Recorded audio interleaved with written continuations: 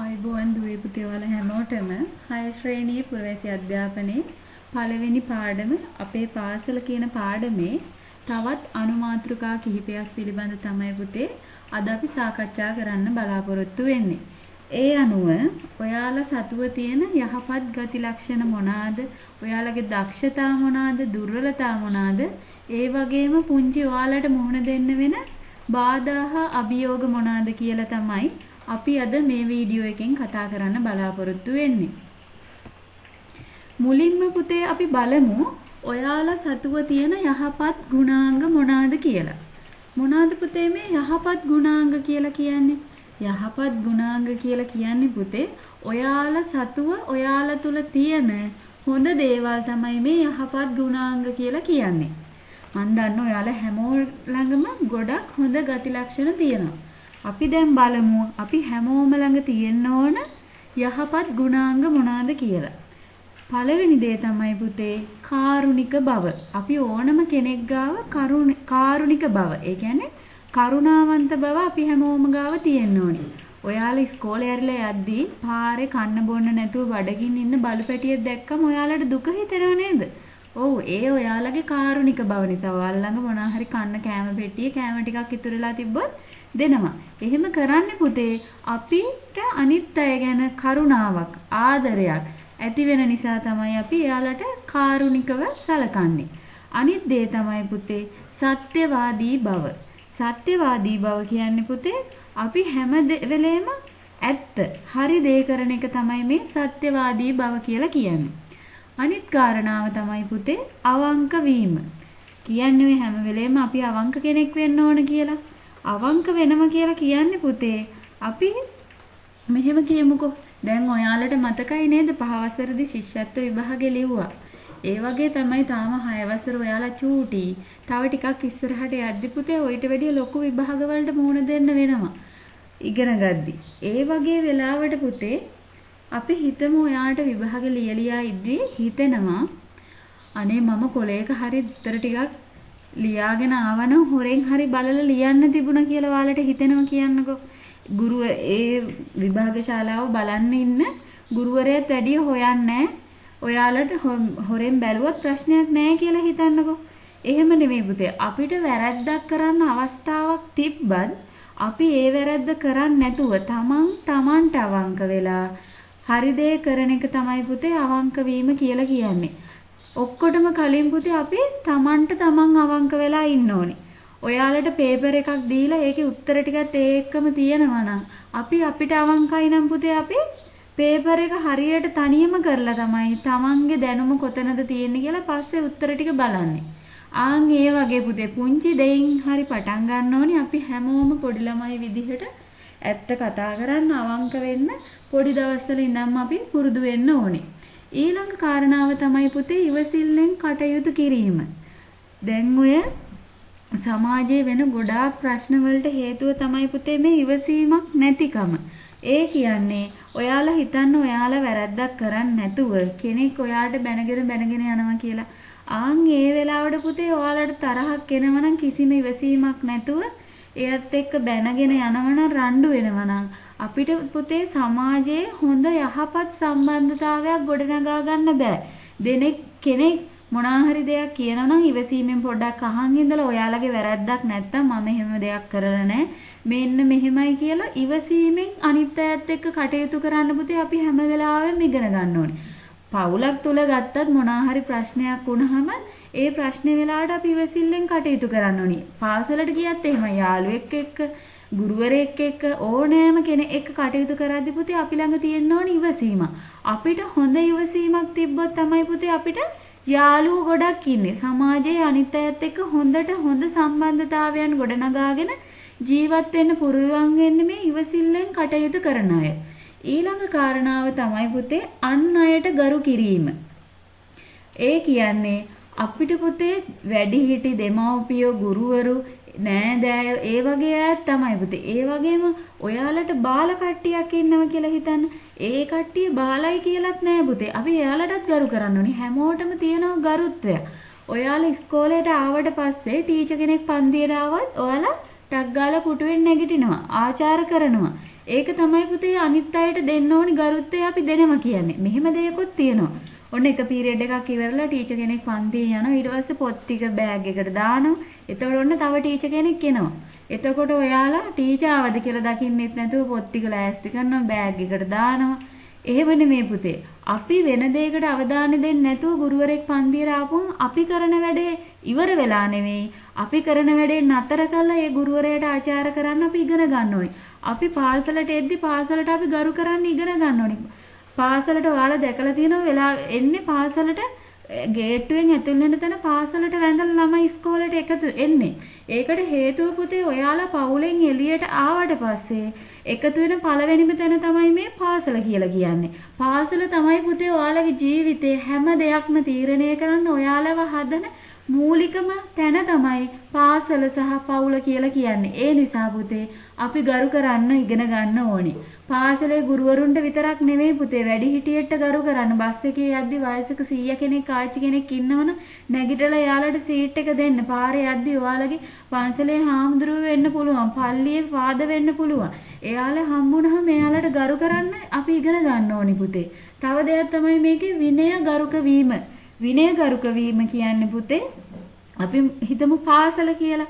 පාසලේ තියෙන අනිවාර්යයෙන්ම හැමෝටම નિયમિત වෙච්ච නිල ඇඳුමක්. අපි ඒ නිල ඇඳුම අනිවාර්යෙන් හරි විදිහට අඳින්න ඕනි. බැජ් එක හරි විදිහට ගහගෙන එන්න ඕනි. කොණ්ඩේ හරි විදිහට කපන්න ඕනි. සපත්තු දෙක හරි විදිහට දාගෙන එන්න ඕනි පුතේ. ඒක තමයි විනය ගරුක වීම කියන්නේ. ඔයාලගේ පුතේ හරි විනයක් නැත්තම් තැනකට ගිහිල්ලා ඔයාලා හැසිරෙන විදිහට අපි කියන්නේ මොකද්ද? ඒ ළමයාගේ කිසිම විනයක් නැහැ, හැදියාවක් නැහැ. පුතේ ඔයාලා කැමති නෑ නේද? චූටි ඔයාලා කැමති නෑනේ ඔයාලගේ අම්මා තාත්තට බැනුම් අහන්න වෙනවට. ඔයාලා හරි තැනක ගිහිල්ලා හරි විදිහට ඉන්න දන්නේ නැත්තම්, විනයක් නැත්තම් ඔයාලට විතරක් නෙවෙයි ඔයාලගේ අම්මා තාත්තට පවා අර දෙමව්පියෝ අර ළමයා ගැන හොයලා බලලා නැහැ. විනයක් නැහැ ඒ ළමයට. ගුරුවරු කවුද මේ ළමයට හරියට ඉන්න කියලා දීලා නැහැ. දෙමව්පියෝ ගුරුවරු පුතේ බැනුම් අහනවා. ඔයාලා හරි විනයක් ඇතුව හැදෙන්නේ නැත්තම්. අනිත් දේ තමයි පුතේ යහපත් වචන පමණක් කතා කිරීම. ඔයාලා හිතන්න කෙනෙක් කතා බහ කරන විදිහෙන් අපි කියනවා නේද? එයා හරියට කතා කරන්නවත් දන්නේ නැහැ. යාළුවෙක්ට කතා කරන්නේ උඹ වරෙන් ඵලයන් ආන් ඒ වගේ. එහෙම නෙමෙයි පුතේ. අපි හරි වචන විතරක් කතා කරන්න ඉගෙන ගන්න ඕනේ. අපි කතා කරන විදිහෙන් අපි මොන වගේ කෙනෙක්ද කියලා කෙනෙක් තක්සේරු කරනවා. මෙයා මේ වගේ ළමයා කතා කරන්නවත් දන්නේ නැහැ. එහෙම කියන්නේ අපි කැමති නෑනේ පුතේ එහෙම අහගන්න. ඒ නිසා අපි හැම වෙලේම යහපත් වචන විතරක් කතා කරන්න ඕනේ. යාළුවෙක්ට කතා කරත්, වැඩිහිටියෙක්ට කතා කරත්, පොඩි කෙනෙක්ට කතා කරත් අපි යහපත් වචන විතරක් භාවිතා කරලා එයාලට කතා කරන්න ඕනේ. අනිත් දේ තමයි පුතේ පරාර්ථකාමී බව. ඒ වචන නම් ටිකක් පොඩි අයට අමාරුයි වගේද? ඔව්. නෑ පුතේ පරාර්ථකාමී බව කියන්නේ අපි අනිත් අය ගැන හිතලා වැඩ කරන්න ඉගෙන ගන්න ඕනේ. දැන් පුතේ මේ දවස්වල ඔයාලට ඉස්කෝලේට එන්න විදිහක් නැහැ. ගෙදර ඉඳන් උගන්වන්නේ. ඒ වගේ වෙලාවට ඔයාලගේ යාළුවෙක්ට ෆෝන් එකක් නැතුව ඉගෙන ගන්න බෑ කියලා හිතන්නකෝ.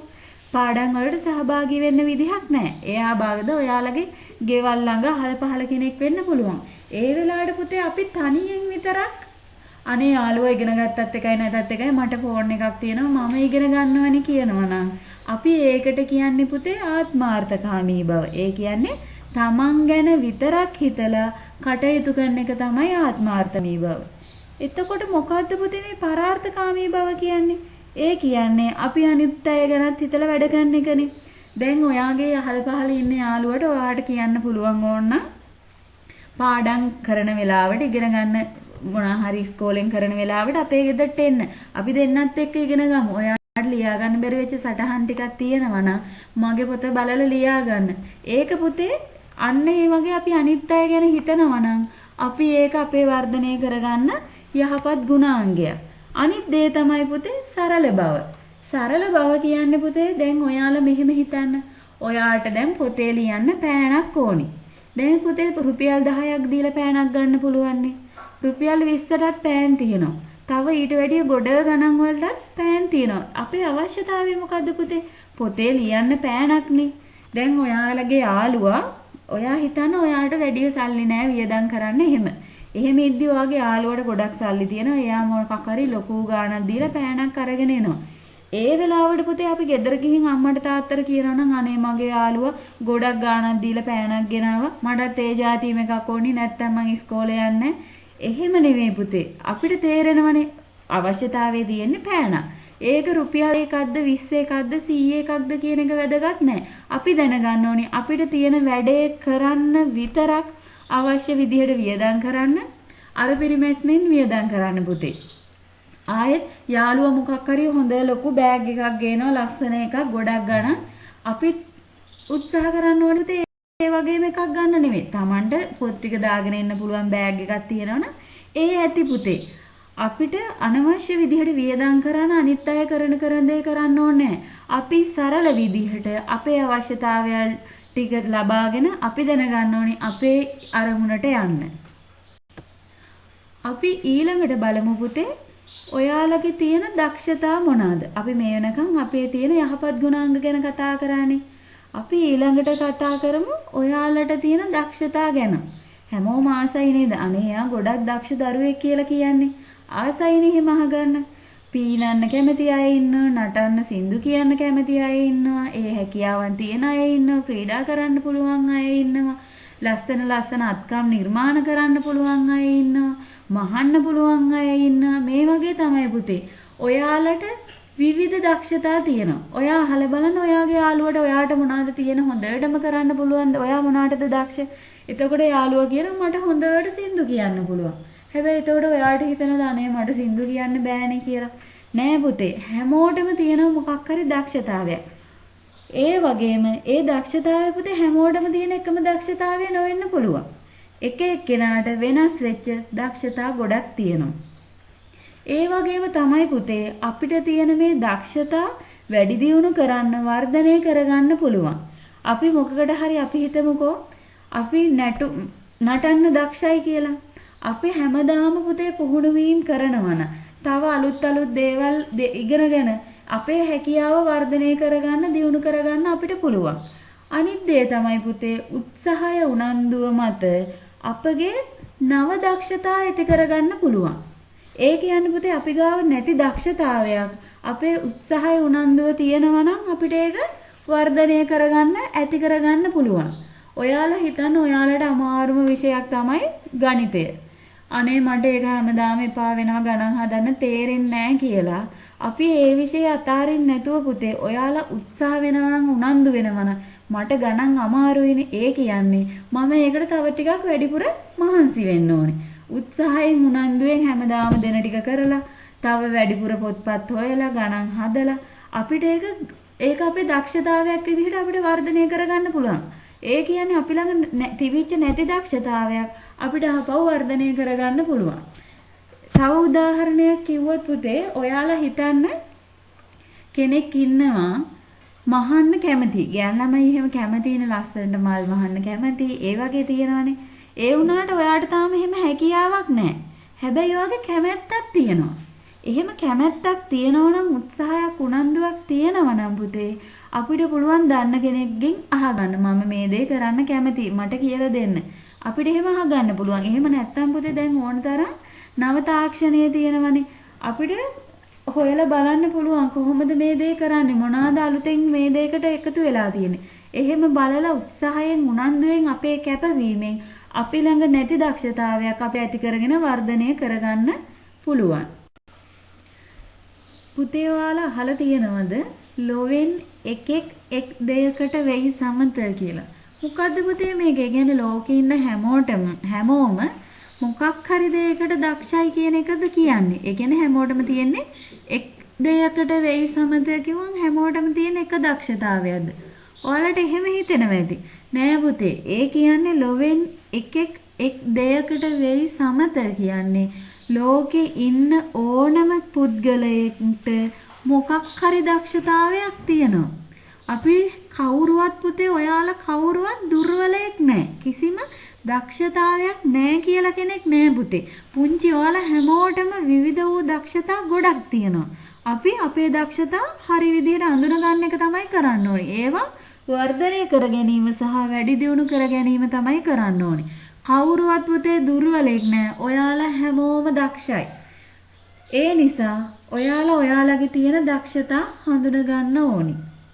ඔයාලගේ පෙළ පොතේ තියෙනවා පුතේ ඒ වගේ ගොඩක් දේවල් වලට දක්ෂ වෙලා සමාජයට සේවයක් කරපු CWW කන්නංගර මහතා ගැන විස්තරයක් ඔයාලගේ පොතේ තියෙනවා. අපි බලමු පුතේ මෙතුමගේ ජීවිත කතාව බැලුවම අපිට පැහැදිලි වෙනවා ලොවෙන් එකෙක් එක දෙයකට විතරක් නෙවෙයි සමත් වෙන්නේ.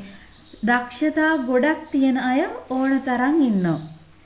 CWW කන්නංගර මහතා කියන්නේ පුතේ ක්‍රිස්ටෝෆර් විලියම් විජේකෝන් කන්නංගර මහතා. 1884 අවුරුද්දේ ඔක්තෝබර් මාසේ 13 වෙනිදා තමයි මෙතුමා බලපිටිය හා අම්බලන්ගොඩ අතර පිහිටි රන්දොබේ ගම්මානයේ තමයි ඉපදෙන්නේ. ඒ කියන්නේ ගොඩක් දුෂ්කර ගමක තමයි පුතේ මේ කන්නංගර මහත්තයා ඉපදෙන්නේ. මෙහෙම ඉපදුනාට පස්සේ පුතේ අවුරුදු 6 දී එතුමගේ මව මිය යනවා. ඒ කියන්නේ අවුරුදු 6ක් කියන්නේ පුතේ ගොඩක් පොඩි වයසේදී තමයි අම්මා හිමි වෙන්නේ. ඔයාලා දන්නව නේද? ඔයාලගේ හැම දෙයක්ම ඔයාලගේ ලෝකෙම තමයි අම්මා කියලා කියන්නේ. හැම දෙයක්ම කරන්න ඔයාලා ගාවින්ම ඉන්න කෙනා තමයි අම්මා කියලා කියන්නේ. එතකොට මේ කන්නංගර මහත්තයාට ගොඩාක් චූටි කාලෙදිම එයාගේ අම්මව අහිමි වෙනවා. ඊට පස්සේ එයාගේ තාත්තා වෙනත් විවාහයක් කරගන්නවා. හැබැයි පුතේ මේ කුඩම්මත් ගොඩක් ආදරෙන් මේ කන්නංගර මහත්තයා කුඩා කාලේදී බලා ගන්නවා. ඊට පස්සේ පුතේ පොඩි කාලේ ඉඳන්ම ඉගෙන ගන්න ගොඩාක් දක්ෂයි. ඊට පස්සේ අවුරුදු 14 දී ශිෂ්‍යත්වයක් ලබාගෙන රිච්මන්ඩ් විද්‍යාලයට ඇතුළත් වෙන්න මෙතුමට හැකියාවක් ලැබෙනවා. දැන් ශිෂ්‍යත්වයක් අරගෙන පුතේ අලුත් ලොකු ඉස්කෝලේකට ගියාම හිතෙන්නේ මේ ළමයා හොඳට ඉගෙන ගන්න දක්ෂ ළමෙක් කියලානේ.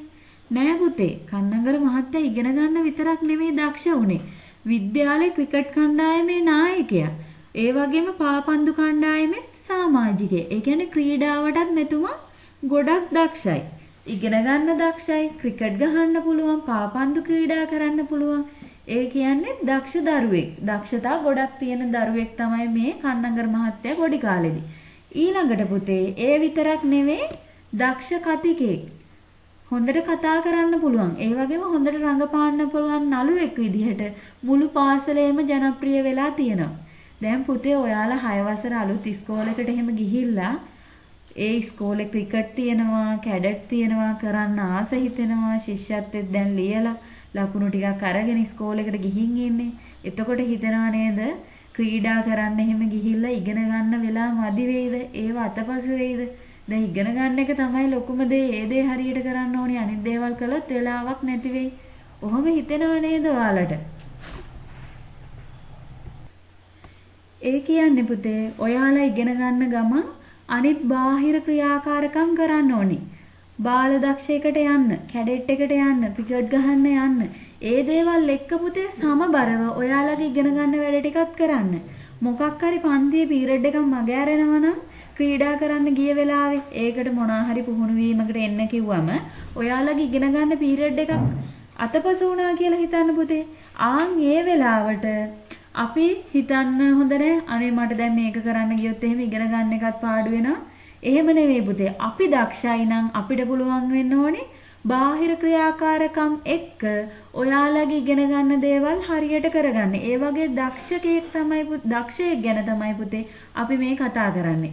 ක්‍රිකට් ගහන්න පුළුවන්, හොඳට ඉගෙන ගන්න පුළුවන්, පාවබන්දු සෙල්ලම් කරන්න පුළුවන්, කතිකයෙක්, නළුවෙක්. අන්න ඒ විදිහට පුතේ පාසල තුල ජනප්‍රිය චරිතයක් තමයි මේ CWW කන්නංගර මහතා කියලා කියන්නේ. ඔහොම ඉද්දි පුතේ තිබිච්ච විභාග වලින් පාස් වෙලා ගුරුවරයෙක් විදිහට ඒ විද්‍යාලයෙම සේවයට එක් වෙනවා. ගුරුවරයෙක් විදිහට වෘත්තීය දිවිය ආරම්භ කරාට පුතේ එතුමා එතනින් නතර වෙන්නේ නැහැ. ඊළඟට නීතිඥවරයෙක් වෙනවා. නීතිඥ වෘත්තියට පිවිසෙනවා. දැන් ගුරුවරයෙක් වගේම නීතිඥයෙක් විදිහටත් කටයුතු කරනවා. මෙහෙම කටයුතු කරගෙන යද්දි පුතේ එතුමා ඊළඟට දේශපාලන ක්ෂේත්‍රයට එකතු වෙනවා. ඒ අනුව රාජ්‍ය මන්ත්‍රණ සභාවට තේරීපත් වෙනවා. පුංචි ඔයාලට තේරෙන්නේ නැහැ නේද පුතේ මේ රාජ්‍ය මන්ත්‍රණ සභාව කියන්නේ මොකක්ද කියලා? අපි මෙහෙම හිතමුකෝ පුතේ ඒ කාලේ දැන් අපි ඔයාලා දැන් දන්න ඕනේ පාර්ලිමේන්තුව කියලා රටේ පාලන කටයුතු කරන ආයතනයක් තියෙනවා. ඒ වගේ පුතේ ඒ කාලේ තිබ්බ ආයතනය තමයි මේ රාජ්‍ය මන්ත්‍රණ සභාව. ඒකට තේරීපත් වෙච්ච කන්නංගර මහතා මුල්ම අධ්‍යාපන අමාත්‍යවරයා විදිහට තේරීපත් වෙනවා. ඒ අනුව පුතේ ශ්‍රී ලංකාවේ මුල්ම අධ්‍යාපන අමාත්‍යවරයා තමයි මේ කන්නංගර මහතා. මේ වගේ දක්ෂතා ගොඩක් පෙන්නපු එතුමා අධ්‍යාපන අමාත්‍යවරයා විදිහට ලොකු සේවයක් පුතේ සමාජයට කරනවා. මව් භාෂාවෙන් ඒ වෙද්දි තිබ්බේ පුතේ ගොඩක් ඉංග්‍රීසි පාසල්, ඉංග්‍රීසි මිෂනාරි පාසල් තිබ්බේ. ඒ පාසල් වල හැමෝටම ඉගෙන ගන්න අවස්ථාවක් තිබ්බේ නෑ පුතේ. ඒ නිසා මව් භාෂාවෙන්, ඒ කියන්නේ සිංහල භාෂාවෙන් අධ්‍යාපනය ලබා දීම මෙතුමා අධ්‍යාපන අමාත්‍යවරයා විදිහට කරපු සේවයක්. ඊළඟට පුතේ මධ්‍ය මහා විද්‍යාල ආරම්භ කරන මිෂනාරි පාසල් තියෙද්දී අනිත් ළමයි හැමෝටමත් ඉගෙන ගන්න පුළුවන් වෙන්න මධ්‍ය මහා විද්‍යාල ශ්‍රී ලංකාවේ ආරම්භ කරනවා. ඒ වගේම තමයි පුතේ දැන් ඔයාලා දන්නව නේද එක වසරේ ඉඳන් 13 වසර වෙනකන් ඉගෙනගෙන අපි හොඳට ඉගෙන ගත්තොත් විශ්වවිද්‍යාලයට තේරිලා ඒ වෙනකම් පුතේ රජෙන් නොමිලේ තමයි අපිට අධ්‍යාපනය ලබා දෙන්නේ. බාලාංශයේ සිට විශ්වවිද්‍යාලය දක්වා නොමිලේ අධ්‍යාපනය ලබා දීම. ශ්‍රී ලංකාවේ පුතේ අධ්‍යාපනය ක්‍රමයේ ඇතුළත එක වසර ඉස්කෝලේ යන යාමෙක්ට යන්න පුළුවන්, ලබා ගන්න පුළුවන් ඉහළම සුදුසුකම තමයි පුතේ විශ්වවිද්‍යාලයේ උපාධිධාරියෙක් විදිහට එළියට එන එක. ඒ කියන්නේ ඒ වෙනකන් සියල්ලම පුතේ ලංකාවේ නොමිලේ තමයි ලබා දෙන්නේ. මෙහෙම නොමිලේ නිදහස් අධ්‍යාපනය ලබා දෙන්න කටයුතු කරන්නේ මේ CWW කන්නංගර මහතා. එතුමා කරපු සේවය නිසා තමයි පුතේ අපි අදටත් නිදහස් අධ්‍යාපනයේ පියා විදිහට CWW කන්නංගර මහතාව පිළිගැනීමට ලක් කරලා තියෙන්නේ. තමන්ගේ දක්ෂතා හඳුනාගත්තා. ඒව වැඩි දියුණු කරගෙන මහන්සි වුණා. අවසානයේ පුතේ රටට විශාල සේවයක් කරන්න මේ කන්නංගර මහතාට හැකි වුණා. ඔයාලට මේ කතාව ඇහුවට පස්සේ තේරෙනවා පුතේ හැමෝටම දක්ෂතා එකක් නෙවෙයි දක්ෂතා රාශියක් තියෙනවා. වැදගත් වෙන්නේ පුතේ හැමදේම සමබරව අපි කරන එක තමයි. අපි ඊළඟට බලමු පුතේ මේ දක්ෂතා ගැන කතා කරද්දී අපි කොහොමද අපේ දක්ෂතා හඳුනාගන්නේ? වැදගත්ම දේ ඒක පුතේ. අපි ළඟ දක්ෂතාවයක් තිබ්බට වැඩක් නැහැ. අපි ඒ දක්ෂතාවය හරි විදිහට හඳුනාගන්න නැත්තම් මුලින්ම පුතේ තමන්ට කරන්න පුළුවන් තමන් ගොඩක් කැමති දේ අඳුනගෙන අපි ඒක ගොඩක් හොඳින් කළොත් තමයි අපිට අපේ දක්ෂතාවය හඳුනා ගන්න පුළුවන් වෙන්නේ. අපි හිතමු අපි ආසයි ක්‍රිකට් ගහන්න. ගොඩාක්ම කැමති දේ. ඒ වගේ දෙයක් පුතේ තමන්ට කරන්නත් පුළුවන් නම් තමන් ගොඩක් කැමති නම් ඒ දේ අඳුනගෙන අපි ඒ දේ වඩාත් හොඳින් කරද්දී අපිට අපේ දක්ෂතාවය හඳුනා ගන්න, වර්ධනය කරන්න, වැඩි දියුණු කරගන්න අවස්ථාව හම්බ වෙනවා. ඊළඟ දේ තමයි පුතේ ඔයාලා තුල තියෙන දක්ෂතාවයේ අවස්ථානුකූලව පෙන්වීම මගින් ඔබේ ආත්ම විශ්වාසය ගොඩනගා ගැනීම. ඒ කියන්නේ පුතේ මෙහෙම හිතන්නකෝ. ඔයාලට ගුරුවරයෙක් පන්තියේ නැති වෙලාවට ගණන් උගන්වන ගුරුවරයා එදා ඉස්කෝලේ ඇවිල්ලා නැහැ. ඒ වෙලාවේ පන්තියේ පැවරුමක් එවනවා, ගණන් පැවරුමක්. ඒ දෙන ගණන් වලින් එක ගාණක් තියෙනවා පන්තියේ හැමෝම ළමයින්ට හදාගන්න බැරි වෙලා තියෙනවා. ඒ වගේ වෙලාවට පුතේ ඔයාට ඔය ගාණ හදන්න තේරෙනවා. ඒ වගේ වෙලාවට පුතේ ඒ වගේ අවස්ථාවක ඔයා පන්තියේ හැමෝට මේක කියලා දෙනවා නම් ඔයා තුල ආත්ම විශ්වාසයක් ගොඩනගෙන මට හොඳට ගණන් හදන්න පුළුවන්, මං ගණන් වලට දක්ෂයි කියලා ආත්ම විශ්වාසය කියන්නේ තමන් තුලම තමන් ගැන විශ්වාසයක් ඇති වෙනවා. ඒ නිසා පුතේ ඔයාලට හම්බ වෙන අවස්ථාවට අනුව ඔයාලා ඔයාලගේ දක්ෂතාවය වඩා හොඳින් පෙන්වනවා නම් ඔයාලට පුළුවන් ඔයාලගේ දක්ෂතාවය මොකක්ද කියලා හඳුනගන්න. අනිත් දේ තමයි පුතේ තමන්ගේ දක්ෂතාවය සමාජයේ දියුණුවට වැදගත් බව තේරුම් අරගෙන අපිට පුළුවන් ඒවා වර්ධනය කරගන්න.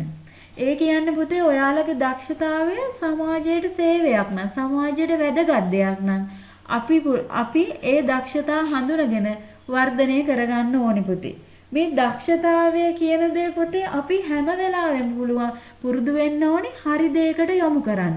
ඒ කියන්නේ පුතේ තමන්ගේ දක්ෂතාවය සමාජයේ දියුණුවට යොදවන්න අපි හැම වෙලේම පුරුදු වෙන්න ඕනේ. ඔයාලට දැන් හිතෙනවා ඇති කොහොමද මේ දක්ෂතාවය සමාජයට දියුණුවක් නැති වෙන්න, සමාජයට හානි කර වෙන විදිහට අපි අපේ දක්ෂතාවය කොහොමද භාවිතා කරන්න කියලා. උදාහරණයක් කිව්වොත් පුතේ ඔයාලට මතකයි ලංකාවේ පහුගිය දවස්වල පාස්කු ඉරුදින බෝම්බ ප්‍රහාරයක් එල්ල වෙලා අපේ ලංකාවේ ගොඩක් දෙනෙක්ගේ ජීවිත අහිමි වුණා. ඔයාලට මතකයි. ඒක ගොඩක් ළඟ අත්දැකීමක්. මේකට පුතේ මේ බෝම්බ හදන්න, ඒ ප්‍රහාරය සංවිධානය කරන්න, ඒ වගේ දේවකටත් පුතේ මොකක් හරි දක්ෂතාවයක්, එයාලගේ දක්ෂතාවය එයාලා යොදවගෙන තියෙන පුතේ සමාජයේ දියුණුවට නෙමෙයි, සමාජයට හානි කර විදිහට. ඒ නිසා පුතේ ඔයාලා චූටි හැමෝම පොඩි කාලේ ඉඳන් ඔයාලගේ හිතට ගන්න ඕනි ඔයාලගේ තියෙන දක්ෂතාවය සමාජයේ දියුණුවට විතරක් යොදවන්න, සමාජයට හානි කර, අනිත් අයට හානි කර විදිහට අපි අපේ දක්ෂතාවය භාවිතා කරන්න හොඳ නෑ පුතේ. අපේ දක්ෂතාවයෙන් සමාජයට සේවයක් කරන්න තමයි අපි හැම වෙලේම උත්සාහ ගන්න ඕනි. පහුගිය දවස්වල පුතේ කොරෝනා වසංගතයේ COVID-19 තත්ත්වයක් එක්ක ඔයාලා ශ්‍රී ලංකාවේ දකින්න ඇති. ඒ දවස්වල ලංකාවට ওই රෝගේ මුලින්ම ආපු දවස්වල ඒකට බෙහෙත් කරන්න, රෝගීන් පරීක්ෂා කරන්න ලංකාවේ හිටපු දක්ෂතා තිබිච්ච අය විවිධ උපකරණ හැදුවා. රොබෝ තාක්ෂණයෙන් එක එක නිර්මාණ කළා. ඒක පුතේ ඒ වෙලාවේ හැටියට සමාජයට කරපු සේවයක්. එයාලගේ දක්ෂතාවය එයාලා සමාජයේ දියුණුවට යොදවලා තිබ්බා. අන්න ඒ විදිහට පුතේ අපේ දක්ෂතාවය සමාජයේ දියුණුවට වැදගත් නම් අපි ඒක තේරුම් අරගෙන වර්ධනය කරගන්න ඕනි. අනිත් දේ තමයි පුතේ අපි බලමු දැන් අපිට තියෙන දක්ෂතා මොනවද කියලා හඳුනාගත්තනේ. මේ දක්ෂතා කොහොමද වැඩි දියුණු කරගන්නේ කියන එක. පළවෙනි දේ තමයි පුතේ තමන්ගේ ජීවන අත්දැකීම් තුලින් අපිට අපේ දක්ෂතා වැඩි දියුණු කරගන්න පුළුවන්. ජීවන අත්දැකීම් කියන්නේ පුතේ අපි එදිනෙදා ජීවත් වෙද්දී අපි ඉගෙන ගන්න දේවල් තමයි මේ ජීවන අත්දැකීම් කියලා කියන්නේ. ඒ වගේම අපේ ජීවන අත්දැකීම් විතරක් නෙවෙයි පුතේ අනිත් අයගේ ජීවන අත්දැකීම් තුලිනුත් අපිට පුළුවන් අපේ දක්ෂතාව වර්ධනය කරගන්න. ඔයාලා හිතන්න කවුරු හරි ජීවිතේ දිනපු කෙනෙක් ඉන්නවා ගොඩාක් ආර්ථික අපහසුතා මැද්දේ සමහර විට අම්මා තාත්තා නැතුව ඉන්න තැනක් නැතුව ඉගෙන ගන්න විදිහක් නැතුව එහෙම ඉඳලත් එයාලගේ උත්සාහය කැපවීම මත අද ලෝකයේ දිනපු කෙනෙක් ඉන්නවා කියලා හිතන්න. අපිට පුළුවන් පුතේ ඒ අයගේ ජීවන අත්දැකීම් මොනවාද කියලා අහලා බලලා ඉගෙනගෙන ඒ අනුව අපේ දක්ෂතාව වැඩි දියුණු කරගන්න. අනිත් දේ තමයි පුතේ පුහුණු වැඩසටහන් මගිනුත් අපේ මේ දක්ෂතාව වැඩි දියුණු කරගන්න අපිට අවස්ථාව තියෙනවා. අපි හිතමු පුතේ අපි ආසයි වොලිබෝල් ගහන්න. අපි ඒ වගේ පුහුණු වැඩසටහනකට එකතු වුණොත් පුතේ අපිට පුළුවන් ඒක හරි විදිහට ඉගෙන ගන්න, අපේ දක්ෂතාවය වර්ධනය කරගන්න. ඒ දේවල් පුතේ පුහුණු වැඩසටහනකින් කියලා දෙනවා. එතකොට අපේ දක්ෂතාවය වැඩි දියුණු කරගන්න පුළුවන්. අනිත් දේ තමයි පුතේ විවිධ ශාස්ත්‍රයන්ගේ ප්‍රවීණයන්ගේ අත්දැකීම් හා දැනුම මගින් මොකක් හරි ශාස්ත්‍රයක් ගත්තහම පුතේ ශාස්ත්‍රයේ ඉන්න ප්‍රවීණයන් කියලා කාලයක් තිස්සේ ඒ ශාස්ත්‍රයේ හිටපු ප්‍රවීණයන්ට අත්දැකීම් ගොඩක් තියෙනවා. එයාලට ගොඩනැගිච්ච දැනුමක් තියෙනවා. මෙන්න මේ දේවල් දැනගෙන අපිට පුළුවන් පුතේ අපේ දක්ෂතාවය වැඩි දියුණු කරගන්න. රංගන ශාස්ත්‍රය කියන රංගපාන කාලයක් තිස්සේ පුතේ ශ්‍රේෂ්ඨයේ හිටපු ප්‍රවීණයෙක්ට අත්දැකීම් රාශියක් තියෙනවා. ඒ වගේ කෙනෙක් එක්ක කතා බහ කරලා අත්දැකීම් ගැන අහලා දැනුම බෙදා හදා ගත්තොත් අපිට පුළුවන් අපේ දක්ෂතාවය වැඩි දියුණු කරගන්න. අනිත් දේ තමයි පුතේ විද්‍යුත් මාධ්‍ය මගින් අපේ දක්ෂතාව වැඩි දියුණු කරගන්න පුළුවන්. අපි මොනවා හරි දෙයකට කැමති. හැබැයි අපිට ඉගෙන ගන්න විදිහක් නැහැ. අයත් අපිට පුළුවන් මේ නව මාධ්‍ය යොදාගෙන ඒ දේ ගැන ඉගෙන ගන්න ඕන තරම් පුතේ දැනුම ගබඩාවක් මේක. අපිට ඕන තරම් දැනුම ලබා ගන්න අවස්ථාවන් තියෙනවා.